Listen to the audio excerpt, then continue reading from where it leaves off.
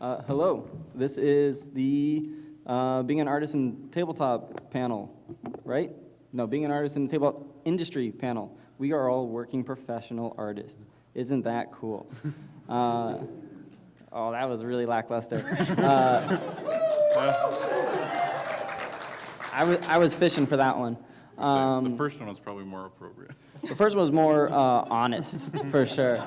We are going to briefly introduce ourselves real quick so you have an idea of who we are. We're going to start at the far end for immediate pressure. My name's Heather Vaughan. I don't know what I'm doing, but I illustrated Beneath Nexus and Kids on Bikes, and apparently people like it. Woo. Yes! I'm Brigette Indelicato, and I graphic design for board games. And two of the things that I created for WizKids, that I graphic designed for WizKids, are in their booth right now, Favelas and Dungeon Hustle.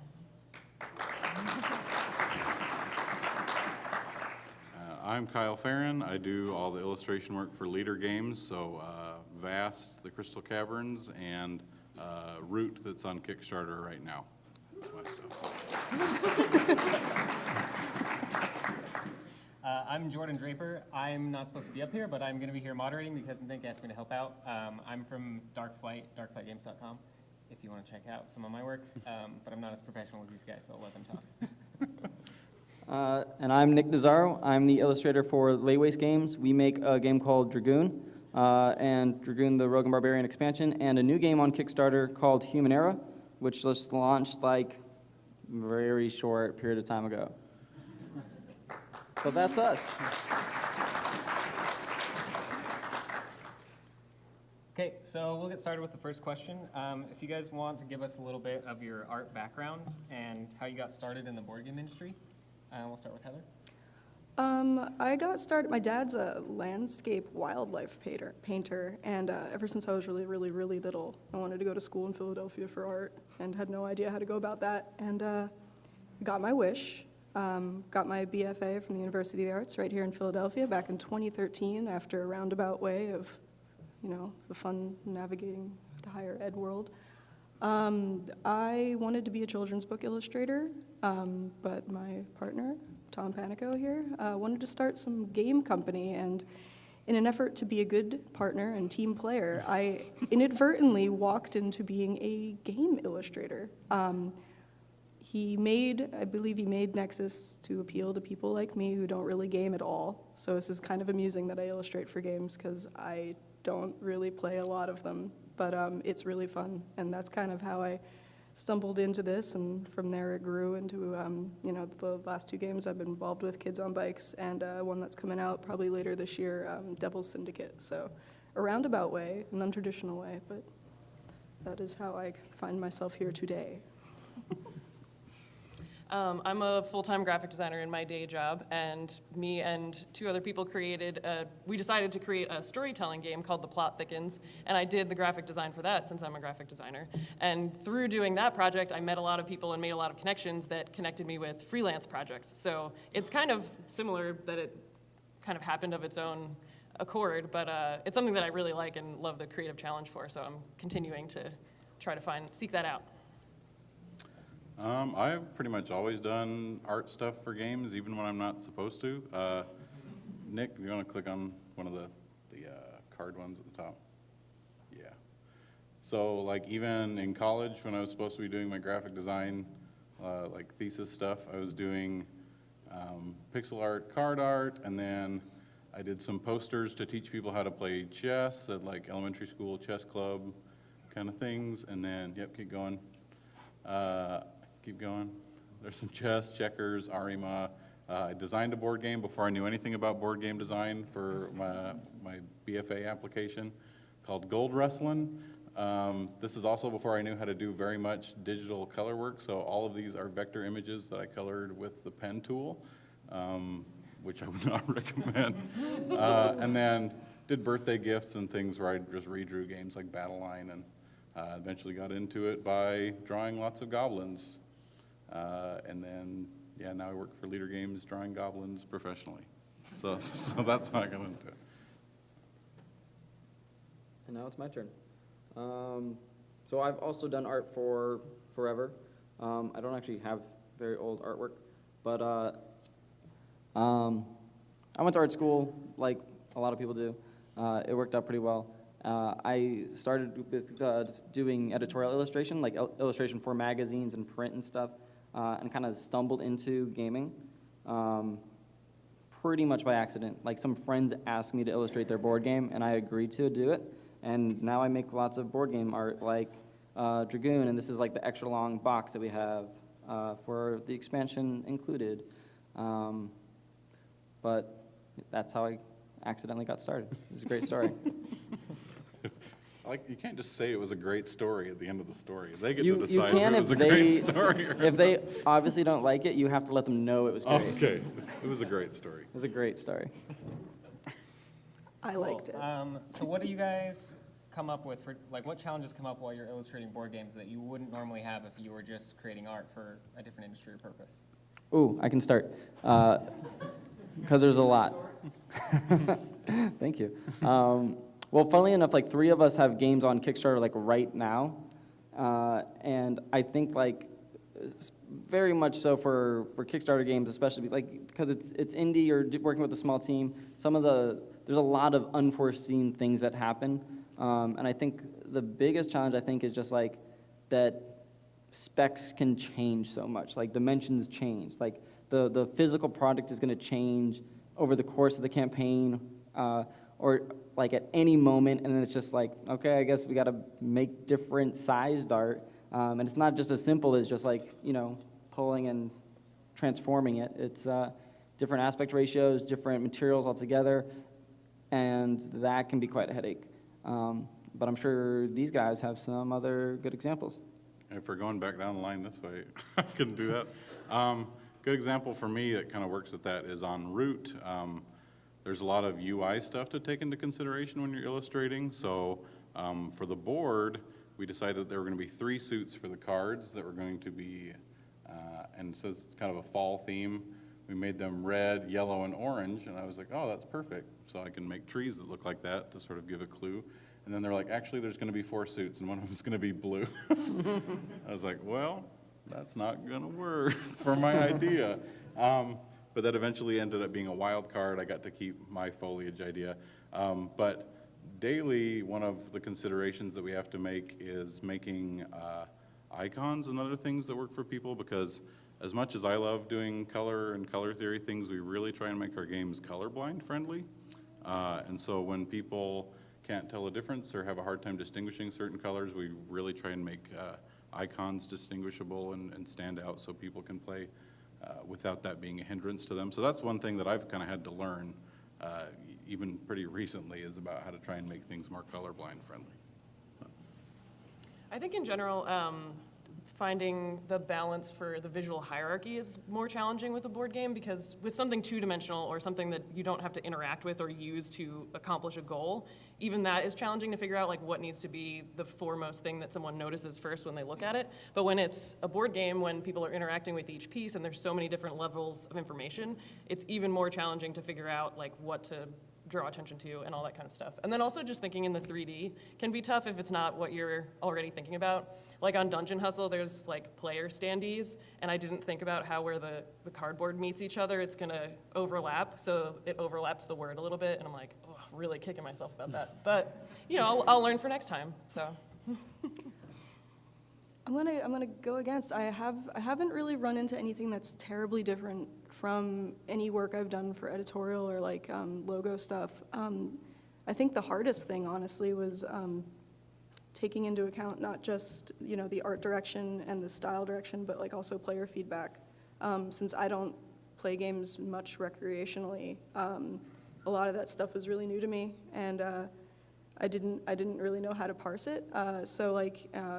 You know, sometimes I would get really in there, and it's like, hey, it's going to be like a 2-inch card. Like, no one's going to see this. So that was a little challenging for me. You know, it's not going to be a storybook. It's not going to be sitting on somebody's website. Somebody's going to be touching it, you know. So it was a little bit of a different format, but a lot of the same challenges and headaches, meeting meeting expectations mostly from your, your creative people above you. So yeah, about the same. And this is a really loaded question. Do you guys enjoy making your art? Ooh. Ooh. The actual art making is mostly enjoyable. I think sometimes like you get crazy deadlines where it's like, oh, I have to stay up all night, don't I? And that's, usually less than enjoyable. I don't think I'm ever dying to stay up all night, getting a lot of work done for like a last second deadline. But that's often the case. Art is usually like the last part of the pipeline. It's just like, it's not, the entire project isn't built around you. The art is the last final thing, so if anything changes, you are doing stuff at the end, and I don't enjoy that. But actually drawing, that's great. Right? Yeah. Yep. My art directors at home are 6 years old, 4 years old, and 2 years old. And so for me, I love drawing. I love all of that stuff. My biggest problem is that my girls always want me to draw kitties on everything. And so that's why the game I'm drawing has kitties in it. It's built in. So it's my excuse to work and draw the kitties at the same time. So, but I really do enjoy it. I think my favorite thing is seeing people holding something that you worked on for a long time, or liking a thing and not knowing it's you that did it, I think is one of my favorite things too. Yeah, definitely. I love graphic designing, and I think I never get sick of it, no matter how much I do it, particularly for board games. It's just such a fun challenge to figure out the best visual solution to the problem. I think if I had to pick something that I'd like less, it's laying out rule books, just because there's so much text and there's so much information to try to organize in an easy way for people to understand that's really tough sometimes. But.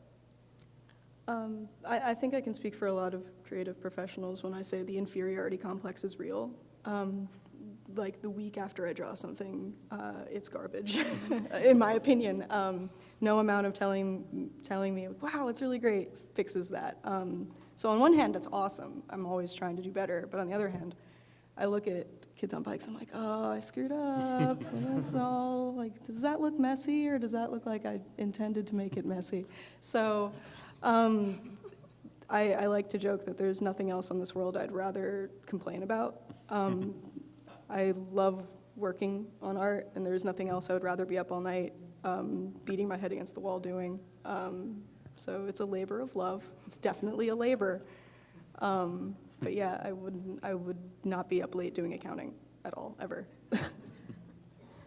Yeah, and I think it also is just like, you have to enjoy it. Nobody's really doing this for the money. It's not like people are throwing a lot of it at us. Oh. I enjoy it, and I do. Excuse me, I take it all back. No. Well, out of all of us, Kyle, are you full-time game artist? Yeah. So that's yeah. why I do it for the money. That's why he does it for the money. Yeah, I work for Leader Games, and then I do some freelance stuff on the side, but mostly for other game people. So I'm working on a mountaineering solitaire game called Die Trying, where you roll dice to try and see how far you can get up a mountain before you die. And that's not for Leader Games, but Leader Games is like my 9 to 5, and then everything else is all night. So. Yeah, I'll just add to that. Like, if you don't want to do this, you won't do it. You've got to be, as I'm gonna quote a teacher, you've got to be compelled to make art. And if you're not compelled to make it, you're not going to do good. You're not going to enjoy it, and you're not going to. Who the heck would sit down and do something they hate? Like, I have a day job, but which is nice because it keeps me. It's art. I don't make millions of dollars, but my day job allows me to keep a little bit of integrity and a little bit of control. Because when you're a freelance illustrator,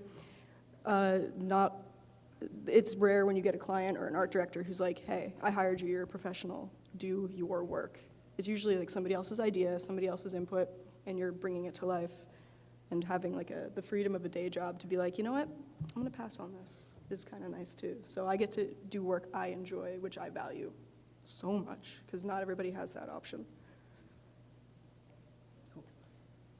Where do you draw your inspiration from, and how has that influenced your process? Oh, I just go on Twitter and I look at whatever Kyle's drawing and I try to draw it better. It never works. We literally had a contest at South by Southwest. We did. It did not go well for me. We had a projector for Nick and a projector for me, and people would yell at us stuff to draw, and we would. We had like 30 seconds, and they were all pop culture references, like That very. Nick didn't know. That's I don't know why. how I didn't know any of them. Like I don't know how to draw Harley Quinn, Goku, or like anyone. So I won because I watched TVs. Yeah, that's exactly what happened. No. But also that he's also much faster at drawing because it was timed. We had 30 seconds. And I spent 29 of those Googling who Harley Quinn was. What was the question? Inspiration. Oh, yeah. Next. I get a lot of inspiration from looking at other artists, like you said. I'm drawing a ton of forest stuff for Root right now, and like more than one person has said, this reminds me of Bill Watterson. And I'm just like, oh, weird. Like, I wonder why. And it's not because I'm trying to copy Bill Watterson, but it's because I grew up reading Calvin and Hobbes all the time. And when I was little, I would try and do the things that he did. And so same things, I had more than one person tell me that the skeletons in the second Vast game look like Mike Mignola, like Hellboy skulls. And I'm like, well, there's a reason for that. You know, you take the things that you like here and there and you incorporate them into your own style. And that's a lot of my inspiration, is just seeing what other people are doing and, you know, taking what I like. Whenever I work on any kind of design project, I use Pinterest a lot. So I have a Pinterest board for each one of my projects where I'll just save like images, illustration, other design work that's not board game related stuff, and just get it all in one place. So I do try to collect as much visual inspiration for all of my projects, and that's just a great way to organize it. But I think over the whole visual spectrum, not just other board games, because it's tough to have direct inspiration from board games specifically without, you know, copying too closely. But, or maybe that's a skill, is figuring out how to interpret that inspiration really well. But it's a tough balance to strike. I've always been like a huge giant reader. I voraciously collect children's books. So when I had to like leave art school for a little while, I had to go to Temple, and they didn't have illustration there, so I was a printmaker. And I really like monotypes because they're a mess, and it took me a long time to be okay with my finished art looking like a mess, quote, quote. And that's kind of where it all comes from. I really like kind of direct, like if somebody's sitting in the park drawing, that kind of stuff. So I kind of like to look at sketches when I'm looking for inspiration.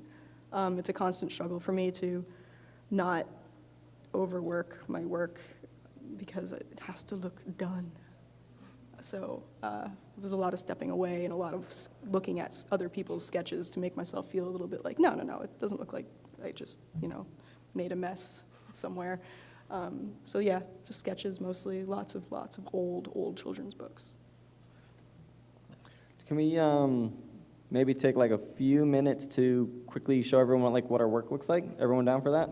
Everyone wants to see our work, maybe? That was like more enthusiastic than the first whatever yes that was. So we'll do that. That's what they're here for.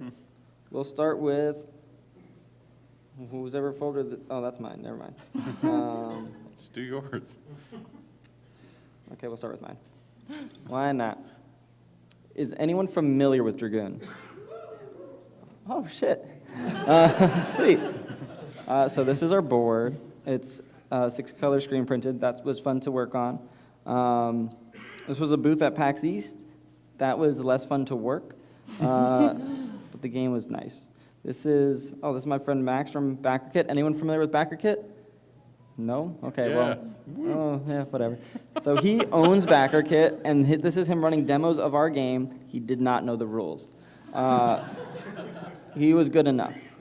I actually work in TV animation in LA now, and so these are backgrounds okay, they're not in order. That's a background. These are other things. I think there's more backgrounds.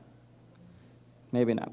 This is our new game, Human Era. Everyone should go back us on Kickstarter at playhumanera.com. That is my one plug. And then I'll plug theirs too. Go back route. And Kids on Bikes? That's right. Back all of them. You have to. This is early artwork for Human Era, very early. This was literally like we had to print out a game for people to play in a couple hours. I was given 60 seconds per card. There are tight deadlines as an artist. It is great. That's another one. We don't even have that character anymore. Things change. Definitely don't have this guy anymore. That exists.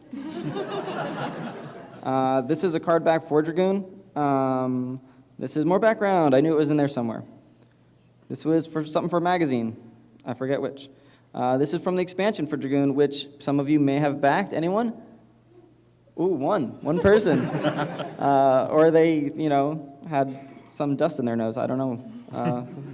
This was nothing. Human error not being used. Human error not being used. Human error not being used. Human error not being used. Background. Human error looks very different. You can see images of it on the Kickstarter at playhumanera.com, and it's better looking than Right it used before to you be. just smash that back button. Exactly. Yeah. It's another thing, Exactly. all the art we create that doesn't get used. Yep. Oh, yeah. Wonderful. Yes. At one point, I had a folder of in-process images. It was like 79 PSDs. I was like, how many of these are ever going to get finished? None of them. And then so many finished things just like, for professional purposes, just never get used. It's great. It's all Let's go. practice, it's fine. Yep. We're going out of order. Bridget's next. All right. So this is the Plot Thickens. This is the game that I co-created. And I think starting with a game that I had developed and designed from a game perspective to be my first graphic design project, game-related graphic design project was really helpful because there's a lot of that in between where you're understanding how the game works and how the graphic design can best serve the way that it functions. So it's a storytelling game. There's 3 different themes, and you tell a story based on the people, places, and things cards that you have in your hand. And this won the Next Great Game Challenge from Hasbro. So a version of it, a similar type thing, is coming out through them next year, which is super exciting. And then my freelance projects, I was able to take that kind of expertise that I honed on my own, which was a lot of hours of just kind of messily figuring it out by myself, that when I went to my freelance projects, I had a little bit better of an idea of how setting up the die lines work and all that kind of stuff. So Dungeon Hustle was a lot of fun to work on and create all the little dungeon room illustrations. And then Favelas was the next one that I worked on with them.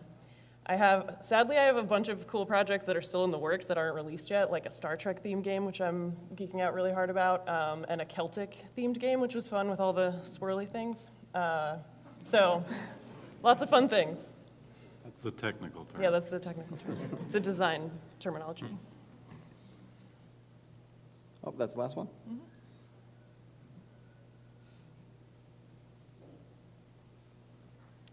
Fair warning, all of this is out of order.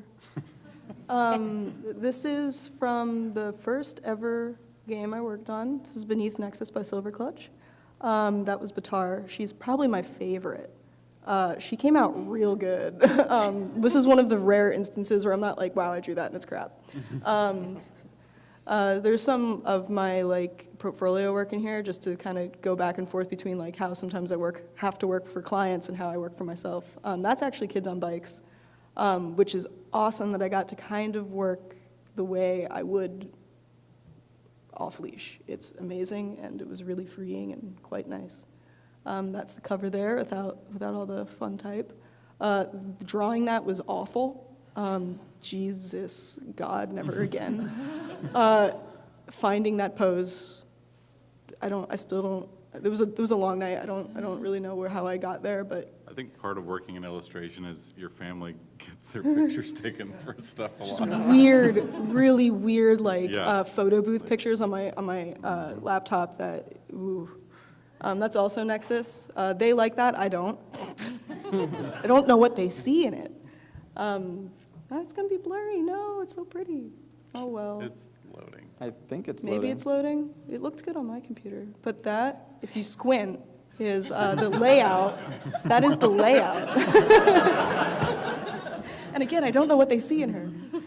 This is one of my favorite ones for Kids on Bikes. That one came out pretty great. You know, a nice strong woman there with a shotgun. Can't go wrong. So that was pretty fun. My little homage to Akira there. But yeah, Kids on Bikes, and another blurry picture of Nexus. Yeah, so it's pretty wonderful that they let me kind of go forth. But you can see in like the Nexus drawings, I don't work like this. And the people at Silverclutch can attest for this. There was some headbutting and crying and fighting because I don't draw like that. And it took me so long, and I didn't meet my deadlines. Which was bad. Don't do that if you want to be in art. Meet your deadlines, because if you don't, people get mad. True story. But yeah, that's my art. Yeah, what's the rule about that? Like, you can be... There's three things. Yeah, what are the three Fast, things? good, and cheap. Well, no, Pick two. my three things are be a pleasure to work with, be on time, and do excellent work. And you, and you need two of them, right?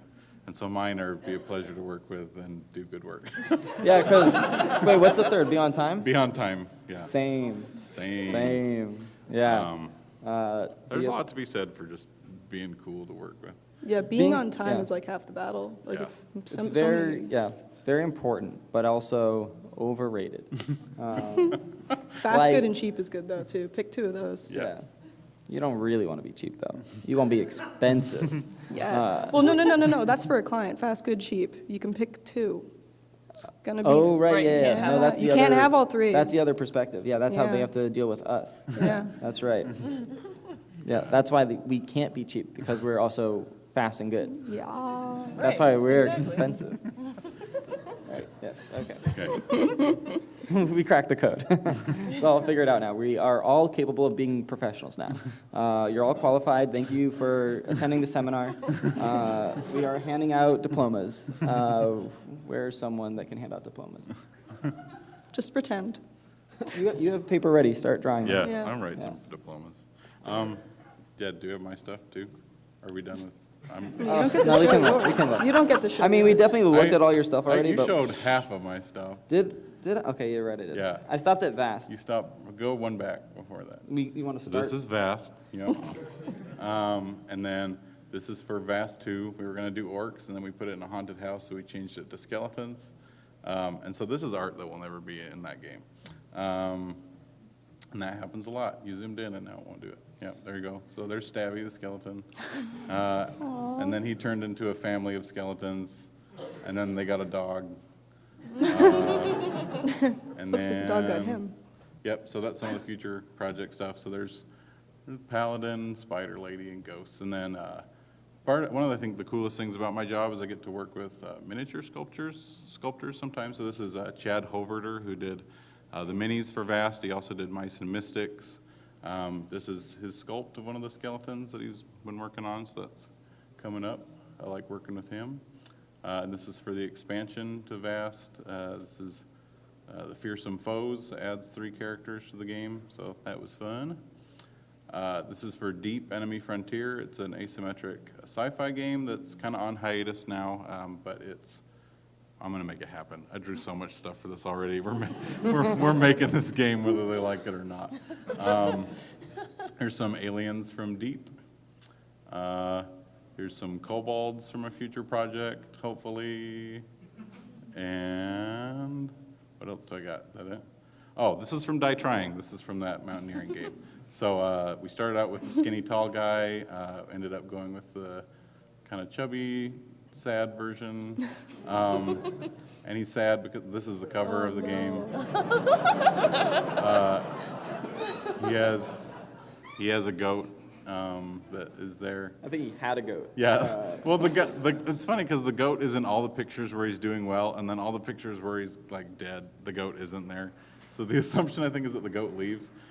Here's some of the gameplay stuff. So this is the dice in Die Trying have directions on them. So this is kind of an example of like me doing illustration work with the designers, because you have to collect 3 artifacts on this mountain. So we made the 3 artifacts into the sides of a die when you're looking at it from an angle.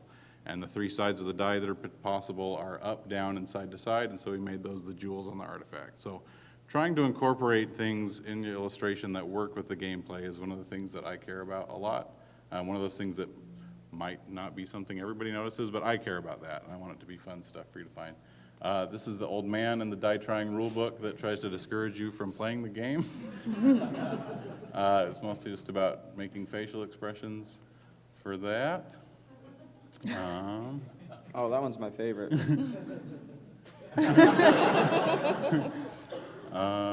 Yep. And then this is for a personal project that was about fishing cats. So I'm doing the game design on this, and because of that, it's taking a year and a million years to make this. But Patrick stole my cats and put them in Root, so that's what Root is now. There's my kids helping. Luckily, that got scanned before they helped. Sometimes I do community stuff. Yep.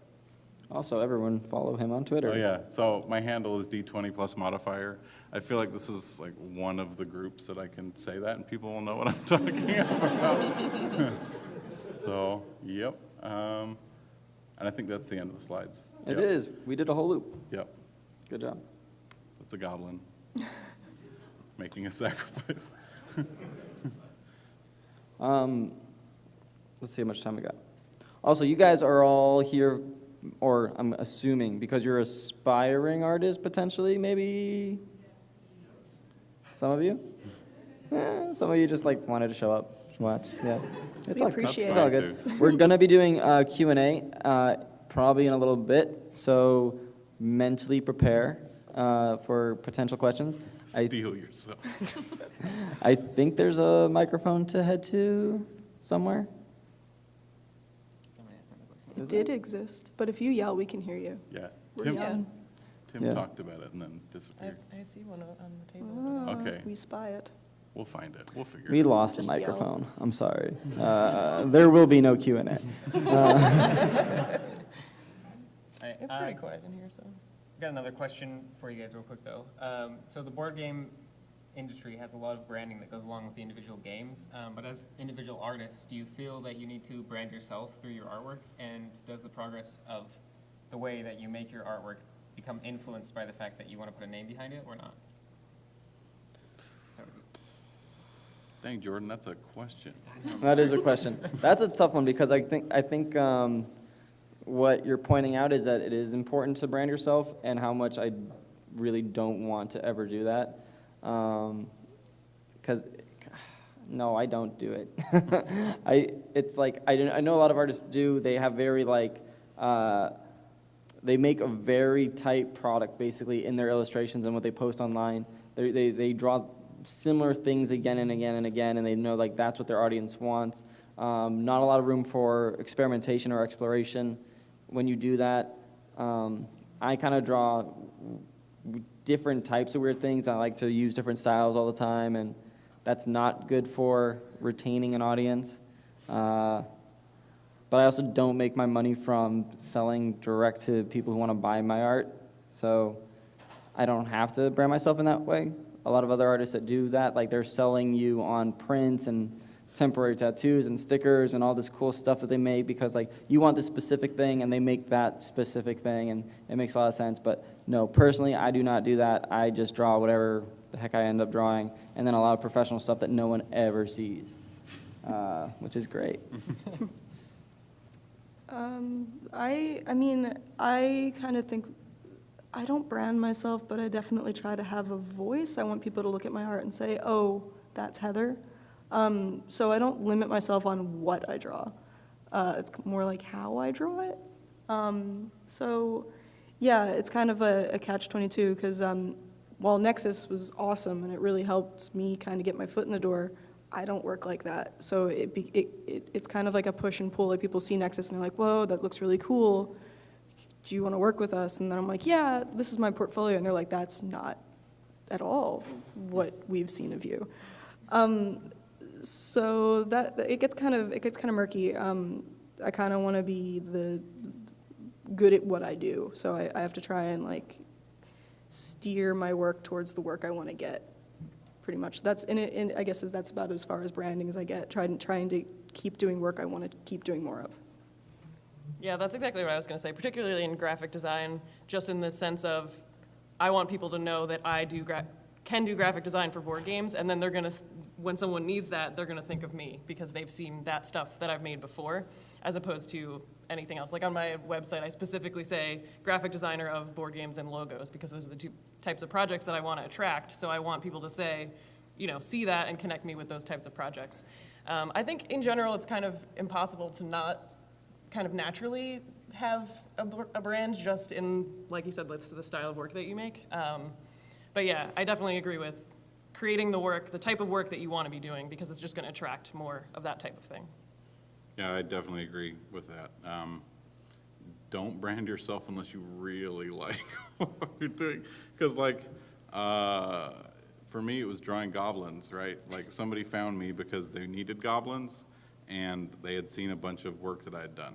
I drew a cover page for Dungeon World. That's where that big goblin picture came from.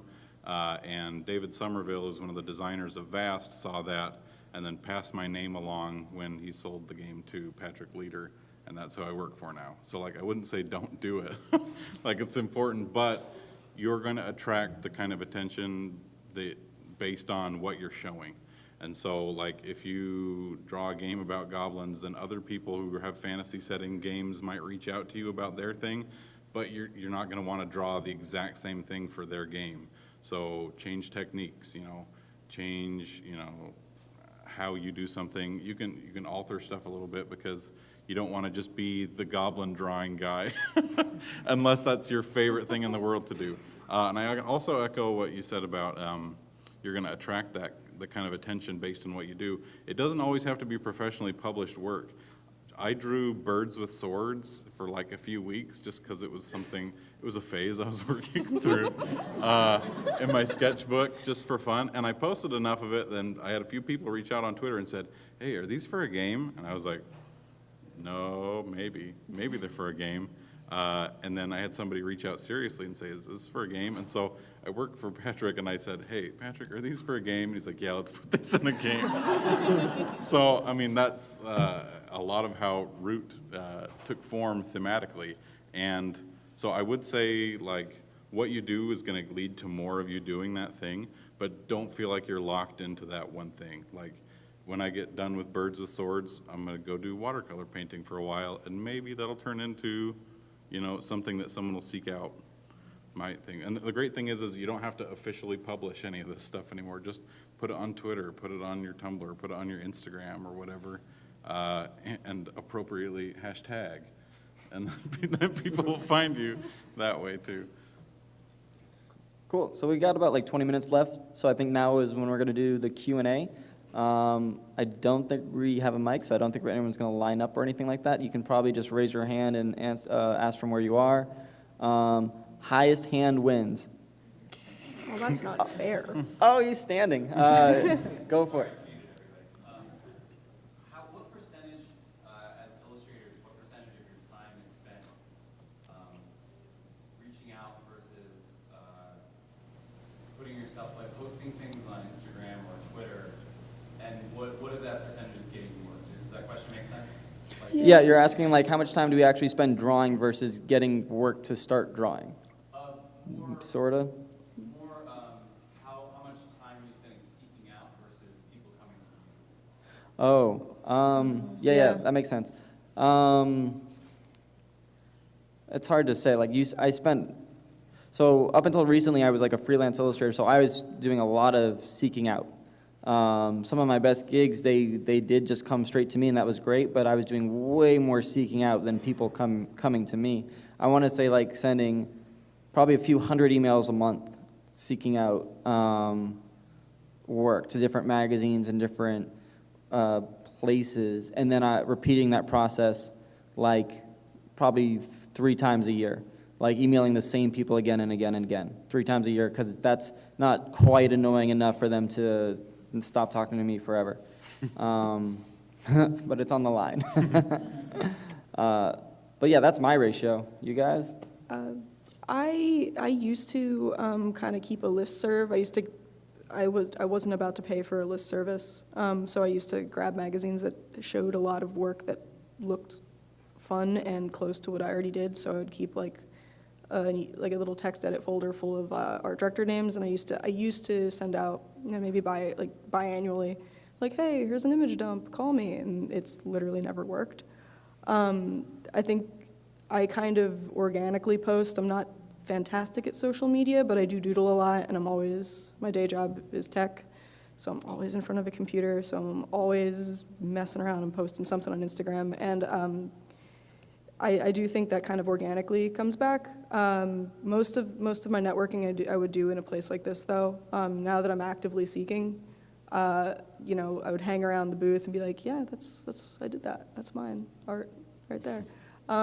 So yeah, just being present, I think, being there, it helps a lot. You know, once you have a few, you know, jobs under your belt, your reputation precedes you. You know, you get your work done on time.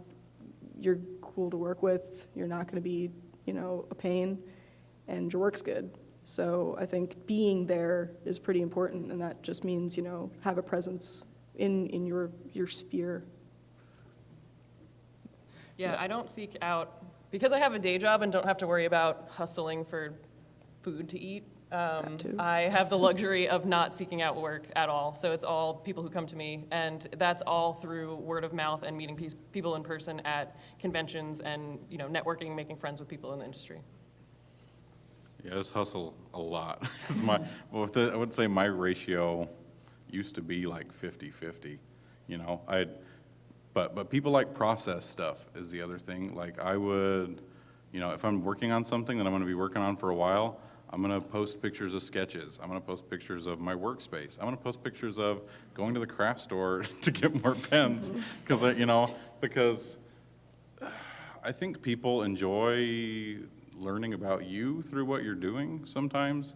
And, you know, you're not always going to be like, hey, look at this stuff. Hey, look at this stuff. Hey, look at this stuff. But if you have any kind of dedicated space, like a Twitter or a blog or something like that, where you are consistently posting your work, then all it's going to take is a nudge for some people to say, oh, who's that guy?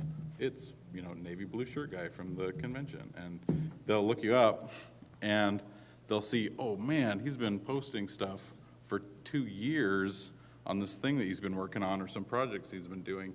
And that could be 3 finished projects, you know, but they're seeing all the work that you're putting into it too. And so I think part of it is seeking out people, part of it is just being prolific.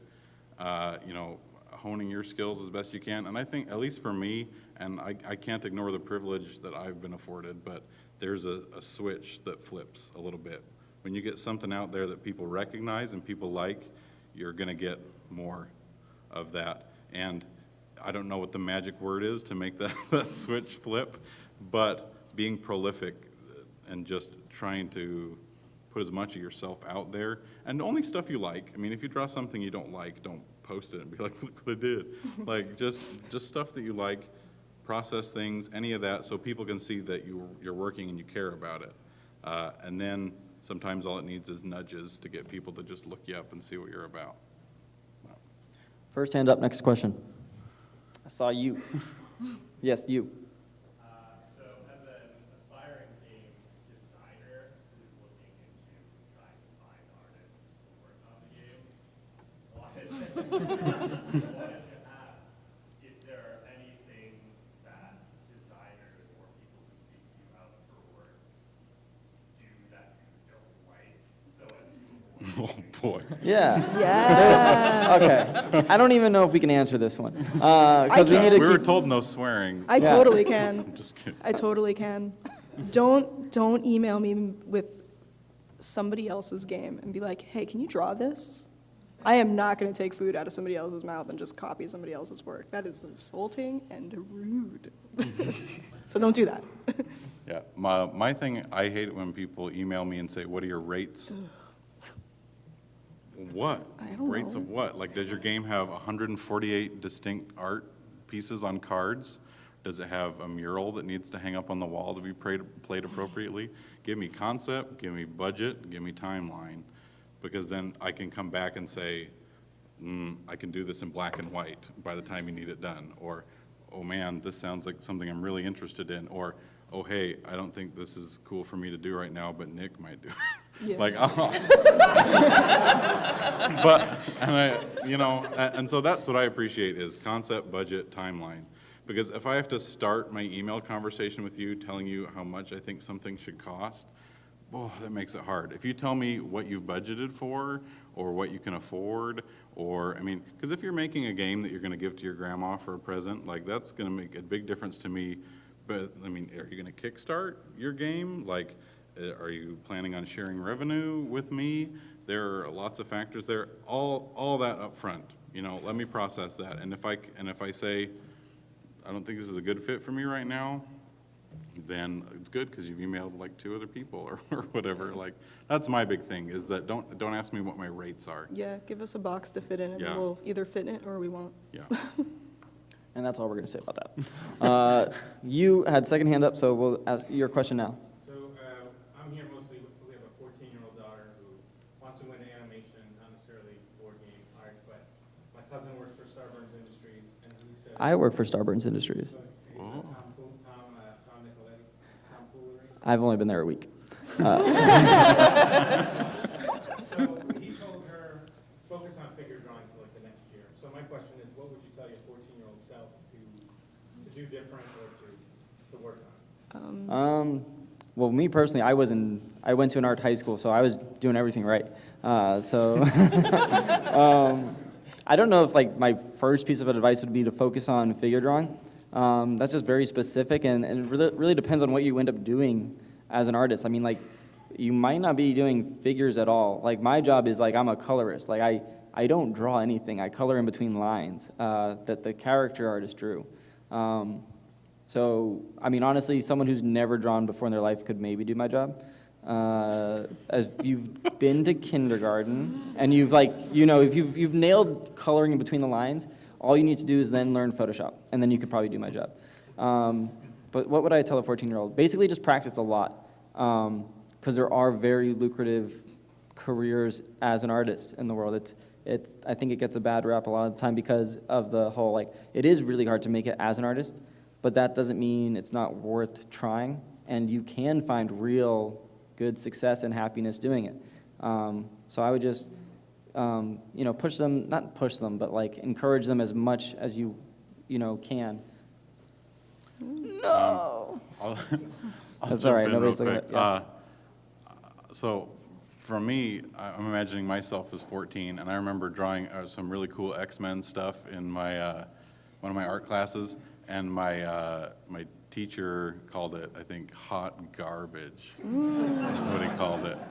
And I was super offended and super motivated to do better at the same time. And I think probably healthy critique is a big deal.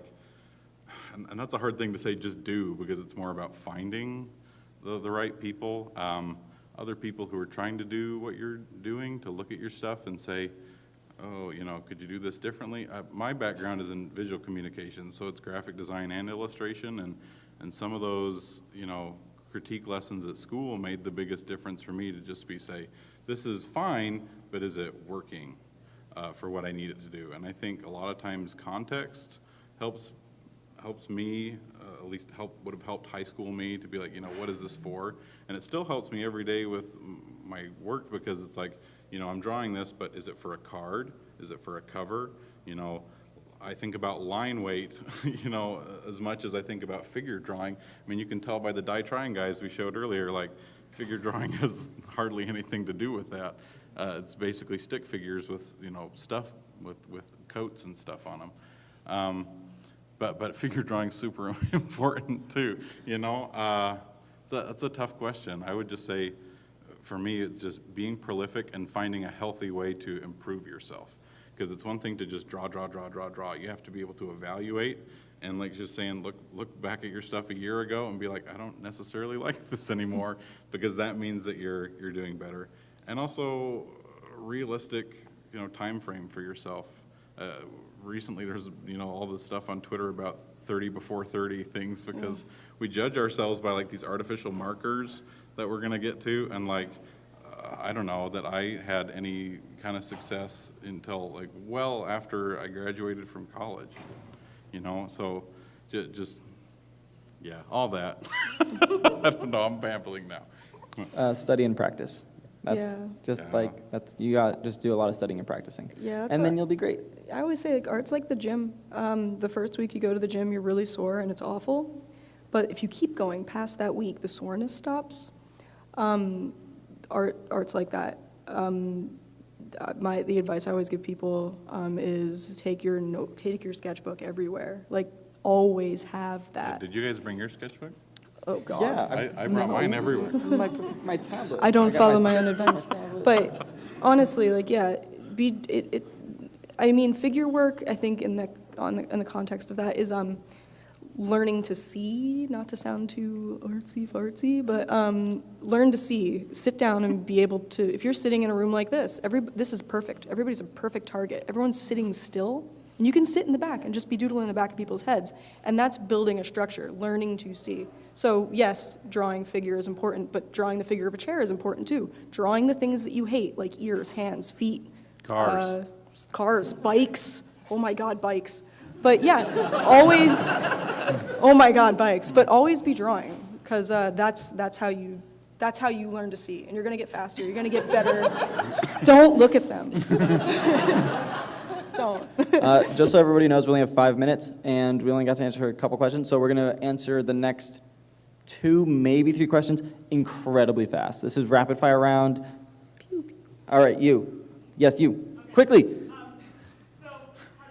is your typical process from start to finish? Do you use thumbnailing, or are you given? Could you describe how the cover that you made, you hated the positioning of it?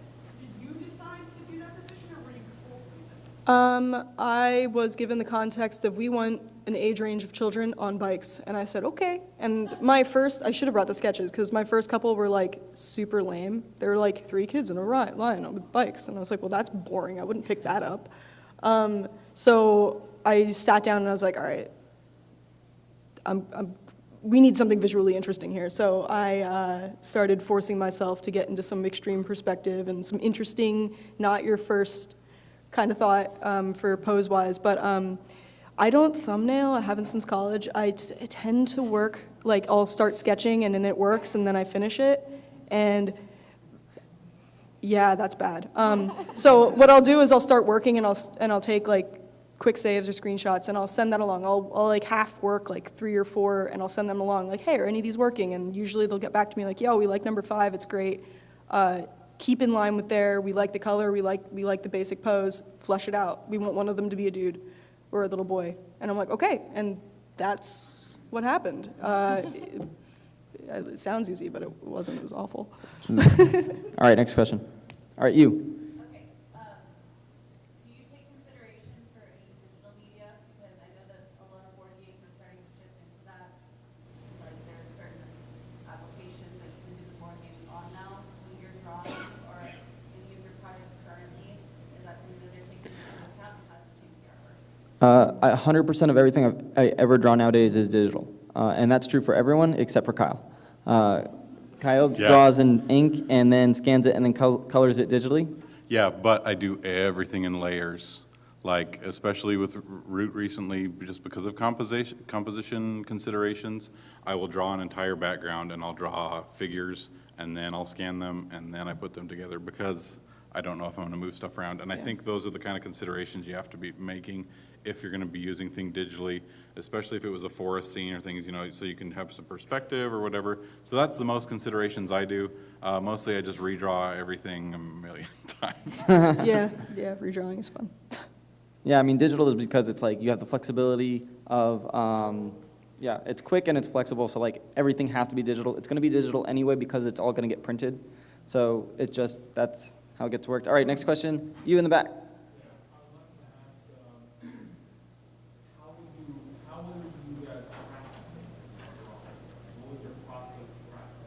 Practicing, always drawing, having that sketchbook, Yeah, always. just draw a lot, all the time. I think I carry like 3 sketchbooks on me at all times. I draw whenever I can. Passed them to me, they're mine now. Yeah, he stole them. So a lot of practicing and a lot of stealing. And They're it'll all be- empty, I'm just kidding. There. My big thing is that I draw straight pen to paper a lot. It forces me to not think about just like messing up, going back, correcting something. And so I'll draw something, I'll be like, well, that's that. And then like, I'm not gonna print it or anything like that, but it forces me to be more dramatic with things, to make decisions that I can't go back on. It causes me to use more ink that way. But sometimes exercises like that, I like drawing from photographs that are upside down so I can focus on shapes instead of focusing on what I think something looks like. I draw with my kids a lot, so I'm focusing on simple shapes and expressions and things that they can understand. I mean, just kind of doing it all the time is my biggest thing, but pen to paper is one of my go-tos. Do you guys hear that real audience over there? You should all feel terrible. All right, we have time for one more question, and you, right? I think yep. he had his hand up. Or you? You? He had his hand up, red windbreaker guy. Yes. I was just gonna ask, you guys, you're working artists, you all have different processes. When you hit a funk, or a hole, or you're like, man, I just don't feel like drawing this week or this month, how do you climb out of that hole? Like, do you ever? There's no time for funks. I'm in one right now. Like, I have a sketch like on my work computer for Devil Syndicate, and it's awful, and nothing's working, and it looks like garbage. Like, I redrew it twice today, and I was just like, this is crap. The concept is crap. The prompt is crap. The only thing you can do is step away, maybe pick a different one to draw today, and then go back to it in a few hours or a few days, because you have to do it. You just have to, and it's sometimes it doesn't work. Sometimes that drawing is bad. That's it. There's no saving it. That happens. You have to be okay with that. And unfortunately, our panel is over. We have to wrap it up right now, but some of us will be around, and you can ask us some questions in person. You can find us by the door. Feel free to donate snacks to us. Thank you very much for coming. Thanks.